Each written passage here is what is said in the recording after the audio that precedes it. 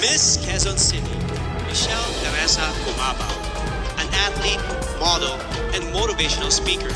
Michelle knows what it means to be a winner, having been victorious in volleyball tournaments and pageants before. In 2014, she started her own Michelle Gumabao Volleyball Camp to instill core values of sportsmanship to the youth.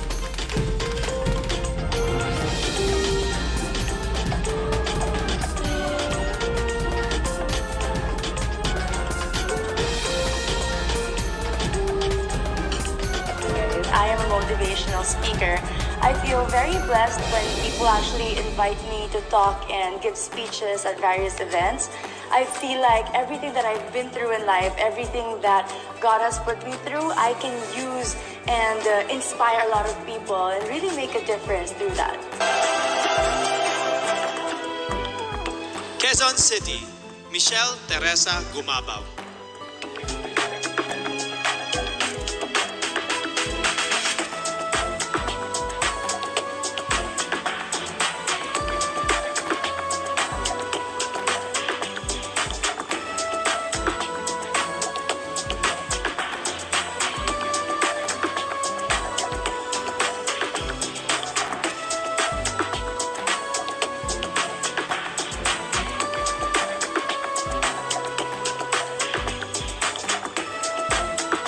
Miss Quezon City, how are you doing right now? Hi Brian, I'm doing really good. I started my day with a good workout, so I'm feeling really empowered right now. After a good workout, I feel back to myself. I hope everybody is doing well despite the amount of girls you've interviewed. Laban. Allow me to introduce myself. I'm Michelle Teresa Imperial Gumabao and I'm representing Quezon City. So you have 30 seconds to answer each question. Tell us more something about it. As everybody knows, I'm a professional athlete, I'm an entrepreneur, I'm an advocate, I'm a motivational speaker, and all of this came from my experiences of being a volleyball player. I've learned so much, I've grown so much, and that is one of my biggest advantages coming into this pageant. What is one beautiful word in Tagalog and what does it mean? Maganda! It means beautiful. I love that word because it represents each woman, each Filipina, and it says a lot about our culture. I hope that we all learn to encourage our women and to lift them up, to be confident and to be empowered. What is that one learning experience that you had as a child that made so much impact on you? I have been highly supported by my parents, and what they taught me is to encourage others, to support others, to work with others. That's why it benefited me as a team player playing sports, and it also benefited me joining beauty pageants because you represent an organization. Working with them, collaborating with them, and being a spokesperson, you have to know how to encourage other people. That is one of the most valuable lessons that my parents has imparted on me. What about during this pandemic? What is the greatest lesson that you learned?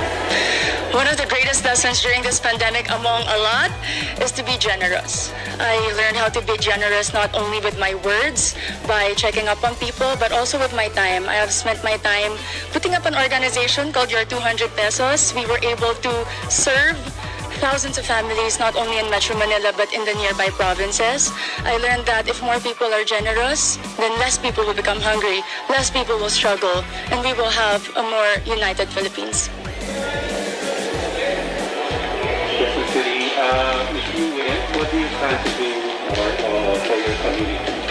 I have been working a lot for sports. I have been part of different organizations of the government.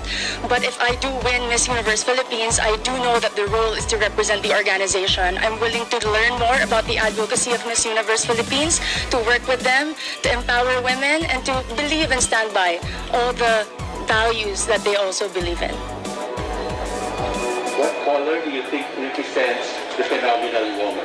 Green represents a phenomenal woman. Aside from it being the color of life, in my experience, it is the color of champions. I graduated from De La Salle University with 3 championships in my back, and I know that this is a color that inspires and empowers and shows off a strong and confident, phenomenal woman. I'm biased. Allow me to be.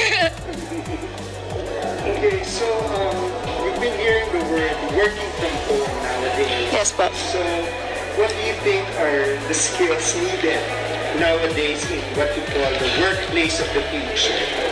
I work from home as an athlete. We cannot have physical trainings. And one of the most important values that I've learned is to be disciplined. Nobody is watching you. Nobody is telling you what to do. You have to know what it takes to become better, and that is my goal every single day. And it takes so much discipline to wake up in the morning, to set a schedule despite not having physical work and not being able to report to a physical office. It's very important for children, for workers, and for office mates in general. If there is one spot in Quezon City, whether natural or man-made, that you'd like to promote in the world, what would it be? Super dami din. Quezon City Circle, I must say. It was one of the most popular landmarks of Quezon City. But more than that, it's a place that I've been to ever since I was young. And recently, because of the pageant, I was able to visit and film there. And I've seen how much they preserved it. The culture, the beauty. And you can see so much. The tomb of Manuel L. Quezon, the Philippine Car Museum, if you haven't visited, is a definite must place to go. There's a campaign because it's called #LoveLocal. Yes, po. So what local products do you want to promote? We all know Quezon City is popular for the celebrities. Our main product is people, entertainment.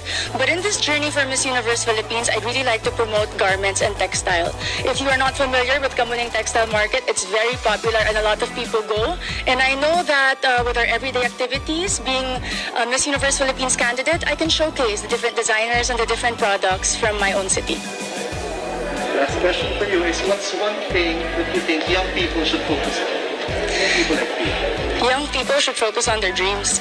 And to achieve those dreams, you have to prepare yourself and equip yourself. Keep on learning, keep on growing, keep on taking risks. But at the end of the day, our dreams are our own. And no matter how much people criticize you or put you down, you have to empower yourself first before you want to empower others. Amazing. Thank you. Very nice. Thank you. Kamuning Market is so famous for fashion. It's Filipino fashion. Yes, because when people think about Quezon City, instantly it's GMA, ABS, Artistas, but we have a lot of designers in Timog alone, and that's because they're close to Kamuning, the resource for textile. Yung mga paggawa din sa Kamuning. Suits. Yes. Really, Thank you po. Have a great day. Thank you.